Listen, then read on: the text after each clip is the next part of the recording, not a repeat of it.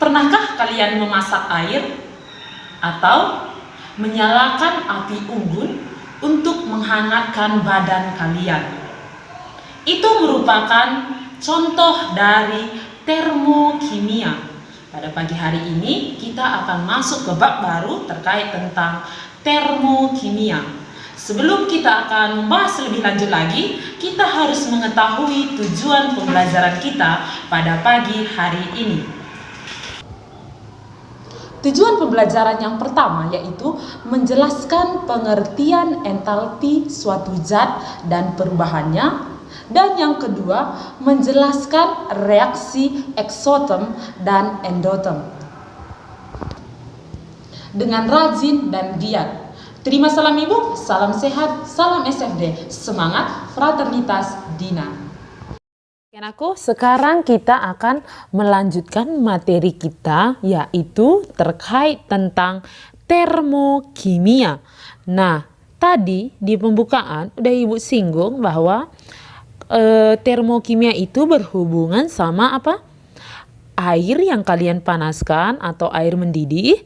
Kemudian yang kedua, ketika kalian pergi berkemah dan menyalakan api unggun. Nah, jadi apa sih hubungannya, Bu? Jadi kita harus mengetahui pengertian dari termokimia itu sendiri. Jadi termokimia adalah, nah di sini ada gambar api unggun. Ilmu apa? Berarti termokimia adalah ilmu yang mempelajari tentang panas atau kalor dalam suatu reaksi kimia atau proses-proses yang berhubungan dengan reaksi kimia. Jadi contohnya tadi ini, ketika kalian menyalakan api unggun, tentu kalian akan merasakan adanya kalor atau panas. Tubuh kalian jadi panas. Nah, ketika kalian memasak air, lama-lama dia akan mendidih dan menguap.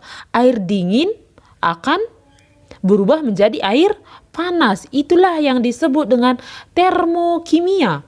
Selanjutnya, kita lihat lagi. Nah, di dalam termokimia itu ada yang namanya sistem dan lingkungan. Nah, maksudnya sistem dan lingkungan itu apa, Bu? Nah, di sini kita lihat sistem adalah, kalian lihat gambar di sini, ada benda yang bergerak-gerak di dalam. Ini adalah sistem, yaitu yang pertama, segala sesuatu yang kita amati. Kemudian pada reaksi kimia, reaktan dan produk. Intinya untuk sistem itu yang kita amati. Dan untuk lingkungan itu sendiri adalah segala sesuatu di luar sistem. Jadi di luar ini berarti ini namanya lingkungan. Berarti segala sesuatu di luar sistem yang dapat mempengaruhi sistem. Nah, kita lihat contohnya itu seperti apa, Bu? Nah, misalnya Ibu ambil contohnya ada yang dalam kehidupan sehari-hari, ketika Ibu masukkan ke dalam botol itu ada air panas. Nah, jadi kemudian di dalam botol itu ada air panas. Air panas itulah yang disebut dengan sistem yang kita amati. Nah, dan yang berperan sebagai lingkungan di situ adalah botol atau udara. Nah, jadi kalian tahu kan beda sistem sama lingkungan. Jadi contohnya Bu ambil air panas. Air panas itu adalah sistem dan lingkungannya itu adalah botol, bisa juga udara atau tangan. Nah, itulah perbedaannya. Contoh yang berhubungan sama kimia, misalnya Ibu ambil ada NaOH dan Ibu tambahkan lagi dengan HCl di dalam satu wadah. Nah, jadi yang menjadi sistem di sana adalah adanya NaOH dan HCl. Yang menjadi lingkungannya adalah adanya botol atau tabung reaksi, suhu, dan reaksi sebagainya. Jadi tahu kalian, berarti sistem yang kita amati dan lingkungan adalah yang mempengaruhi sistem itu sendiri. Bisa dipahami aku? Kemudian kita akan melihat klasifikasi dari sistem. Nah, berarti dia ini ada 3. Ada yang dinamakan sistem terbuka, ada yang dinamakan sistem tertutup, dan ada yang dinamakan sistem terisolasi. Ini adalah Ibu ambil contohnya adalah sistem terbuka.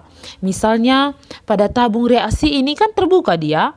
Jadi dia ini akan mengeluarkan uap, panas. Jadi pengertian dari sistem terbuka, kalian nanti catat di buku catatan kalian, sistem terbuka adalah memungkinkan terjadinya perpindahan kalor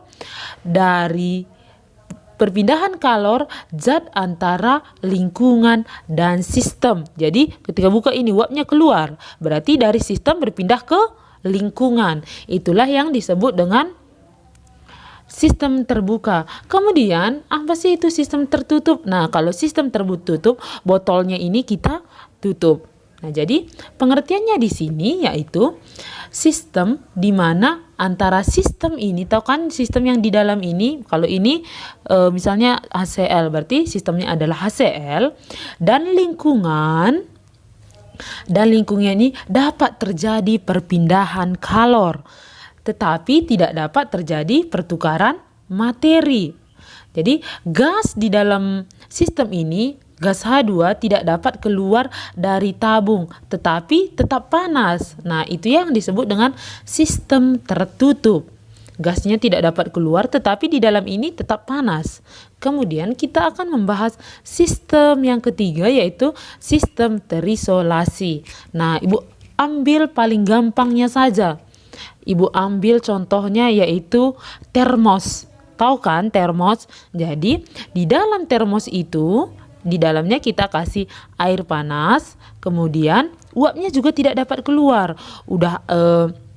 Uapnya tidak dapat keluar karena kita tutup, kemudian panasnya di dalam lingkungan ini, dalam botol tadi juga tidak dapat keluar karena kita memakai sistem terisolasi.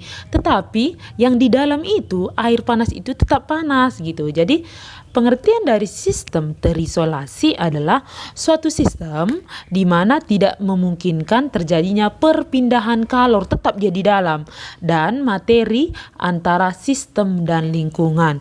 Jadi dia itu botolnya pun tidak panas, uapnya pun tidak panas karena kita isolasi. Nah, contohnya termos.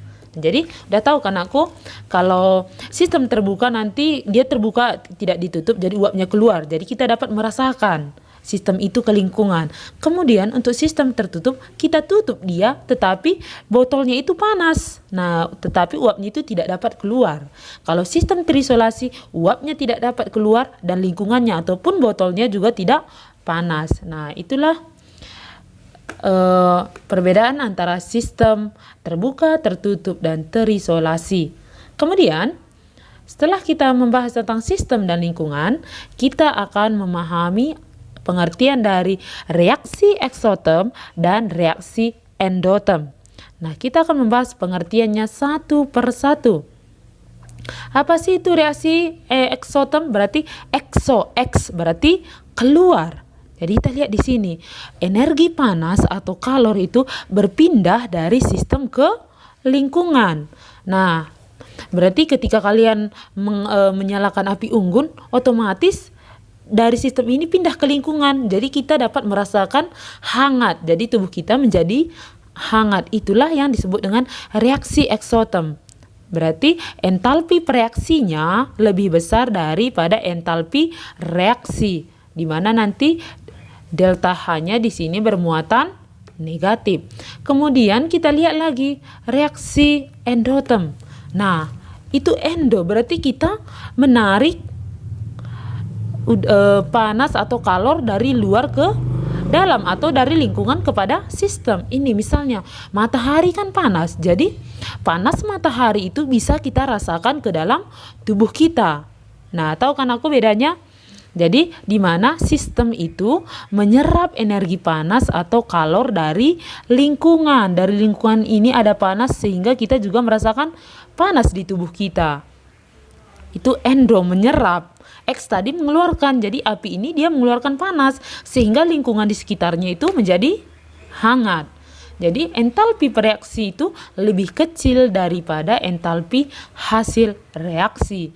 Jadi untuk X keluar berarti dia delta H-nya negatif, dan untuk endo menyerap delta H-nya berarti positif. Nah, jadi inilah sekilas tentang pengertian atau pengenalan terkait termokimia. Nah, nanti untuk minggu depan lagi kita akan membahas apa sih itu entalpi. Entalpi yang sudah Ibu tadi bahas di eksoterm dan endoterm. Jadi Ibu harap kalian pahami dulu pengertian termokimia, bagaimana dia sistem dan lingkungan, itu juga lingkungan ke sistem, dan reaksi eksoterm maupun reaksi endoterm. Oke anakku, jangan lupa nanti mengerjakan tugas yang Ibu kasih. Tetap semangat dan jaga kesehatan kalian. Terima salam Ibu, salam SFD, semangat fraternitas Dina.